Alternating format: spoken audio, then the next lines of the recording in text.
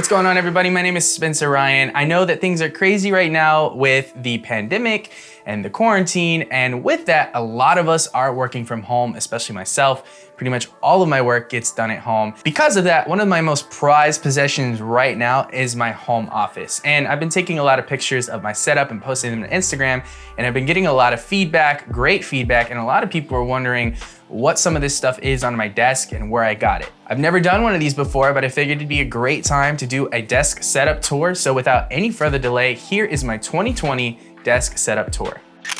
Let's start with the thing I use the most on my desk, my computer. This is a custom-built PC featuring an Intel i5-9600K, currently running at stock speeds. It has 16 gigabytes of memory and is using the Asus NVIDIA GeForce GTX 1060 overclocked edition with 6 gigabytes of memory. I wanted something that was powerful enough to get me through a 4K workflow, but didn't need anything too crazy and wanted to be as cost-effective as possible. One of the most noticeable pieces of the whole thing is the cooler.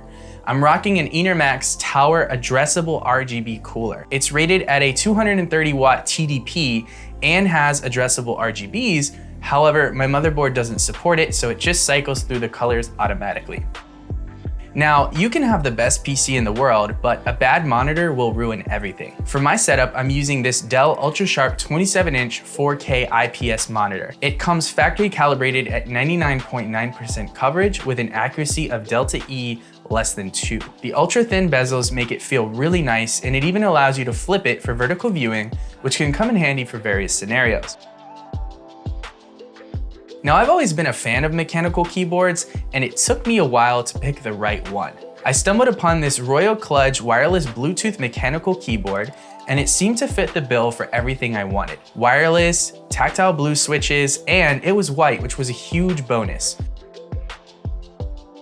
And a great keyboard needs a great mouse, and my choice was the MX Master 2S by Logitech. I was skeptical about buying a mouse, especially because of the prices. Price seemed to be a large issue here, but I have to say this one was worth it. It's a large level up compared to a standard mouse. It's ergonomic, sleek, and offers quite a bit of functionality and customization. One thing that's been getting a lot of attention recently on my desk is this felt mouse pad. There's nothing special about it. I picked it up on Amazon for about $15 and it does its job. It's a little itchy, but you get used to it. Sitting at a computer all day has me a little concerned about carpal tunnel syndrome. Delta Hub was kind enough to send me their Karpio for this exact reason. It's a little minimalistic device that sits under the wrist of your hand and slides with your mouse. I actually think that this is one of the most useful things out of my whole setup, and I highly recommend it.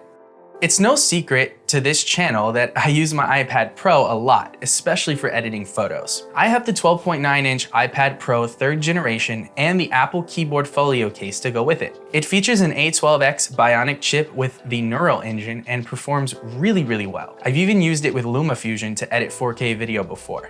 Highly impressive. It is pricey, but it's a great tool to have in your arsenal. And as a companion to that, I purchased the Lamicall tablet stand. Sometimes I don't want to use the folio case, so I just prop it on this stand and use it as is, or even pair it with my Bluetooth keyboard and mouse. It's pretty handy and makes it look like a mini iMac. When I'm not using my PC or my iPad, I'm using my 2015 MacBook Pro.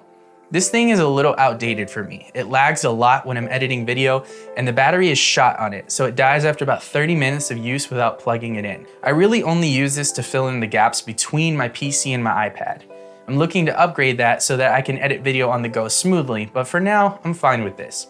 Whenever I'm editing video, listening to music while editing photos, or just in general getting in the zone, audio plays a huge role, and I've recently started using these Sony 1000 XM3s for all of my serious stuff. These headphones are industry leading in noise cancellation. They don't sound as nice as Bose headphones, but they perform better in the noise cancellation field. They have touch controls, which is handy, but sometimes it's difficult to use. I just wish the process of connectivity was a little easier like the Apple devices, such as the AirPods or the Beats. Overall though, they are probably the best bang for your buck right now, and I think they're great headphones. For general input and output, I have two accessories. One is this USB Type-C adapter for my iPad Pro. It's handy and features a SD and micro SD card reader, a USB 3.0 and 2.0 port, and a pass-through USB-C port, which can be used for charging. For my desktop, I have this USB 3.0 hub with 3 USB 3.0 ports and an SD and micro SD card reader. This one is actually really fast. It's nice to have good transfer speeds for dumping memory cards. The last thing on my desk that we'll talk about is this industrial desk lamp. This thing gets a lot of attention on my gram. I paired it with an Edison bulb, but out of the box, it's too bright because there's no dimmer. So I purchased a lamp dimmer and plugged it in, which works perfectly. You can get these on Amazon or at your local hardware store. When you do finally have to sit down, you definitely want a comfortable chair. I'm using this gaming chair by GTP Office. It's held up really well for me and offers lumbar support and a pillow to rest your head on. I like it a lot and it matches the aesthetic of my desk setup well. We've talked about everything on the desk, but let's talk about the desk itself. Autonomous sent me their Smart Desk 2, and it's perfect for my situation. I have a video about this in the past where I review it, so I'll put that link in the description below. Just know that for now, you can lift or lower the desk with the push of a button, and it also includes 4 buttons to program specific heights into. I really love the ability to stand up whenever I feel I've been sitting too long. The guys at Autonomous were kind enough to offer all of you a 10% discount on the whole site. Just use the code SpencerRyan at checkout. I just want you guys to know that pretty much all of this stuff has been a work in progress. It's not like I was able to get all of this all at once. I've been slowly building onto my setup, actually over the past, I want to say 2 years, back when I got my original desk. Please don't take this video as an excuse to go out and spend a lot of money that you can't, or as a reason to feel bad about your setup. This is mainly a way for you to see how all of this has come together, give you a little bit of inspiration, and maybe you can pick out some pieces that you really like about mine that you can add to yours. At the end of the day, it's all about being creative and doing what you like, not what everyone else likes. So start with something that you love and build onto that. That's actually a suggestion that Michael Soledad made on his Instagram live video.